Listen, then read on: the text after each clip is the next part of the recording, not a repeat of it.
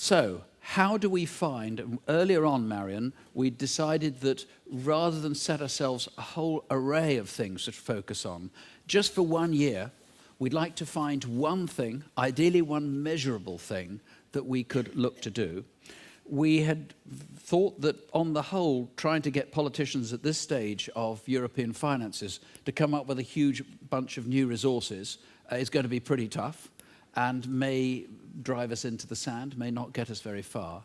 We've recognized that much of the things can be done within the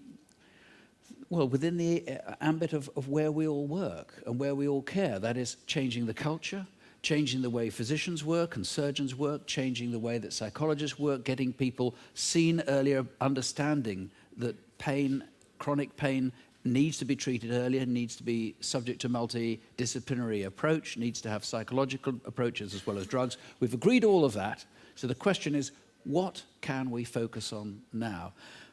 Training was one thing, which is an obvious one, and of course EFIC has already done about this survey, which has shown that only 18% of undergraduate medical students in Europe get any formal training on pain. That would be easy to measure. We could then do polls to see how many medical schools have put in place, as a result of the campaign, an improvement. The year after that, or the year after that, we could see if anything's actually happened. That's one possibility.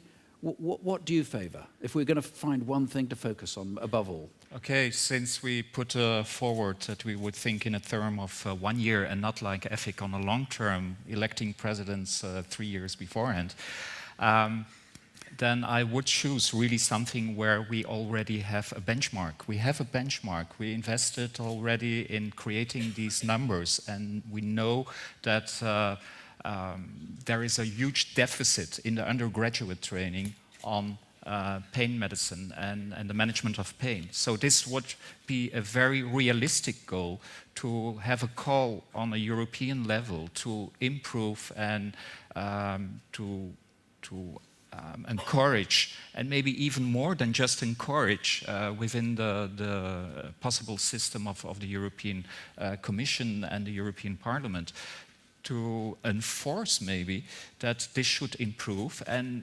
something where many countries are very sensible for, I noticed in other projects, is to be on a ranking list. Maybe we can produce a ranking list, which countries are doing the best, and making this public also to the patients. And which countries are doing the worst as well? Oh, I'm living in also in one of the countries where we're not the best, and one of these things, one of the reasons is also that if we want to encourage training, and I'm not just aiming at training of physicians, of surgeons and so on, this should be really also in a broad perspective towards nursing, physiotherapy, psychotherapy, but also awareness of patients. So please call education a little bit more larger than just medical education.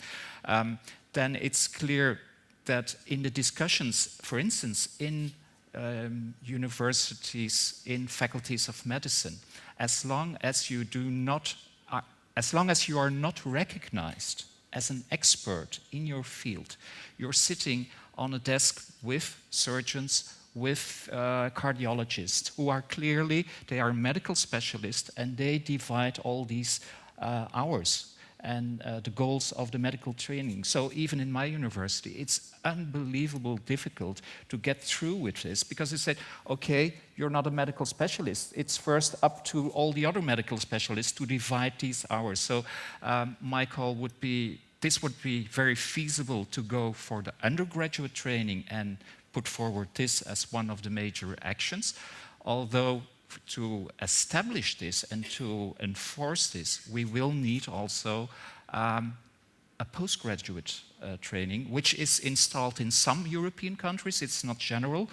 We officially started it with the 7 medical faculties in this little country, Belgium, but it has no value towards coding, for instance. Then we come back to this coding, which is important. It has no consequences towards the time you can share with your patient. What if a patient, what happens if we install, for instance, a law where every patient should have access to pain management in 6 weeks? If we do not have the people, if we do not have the structures, if we do not get a structure where you will be allowed to talk more than 4 minutes with a patient. So, and it all comes back to training, training, training. So that's a very clear point.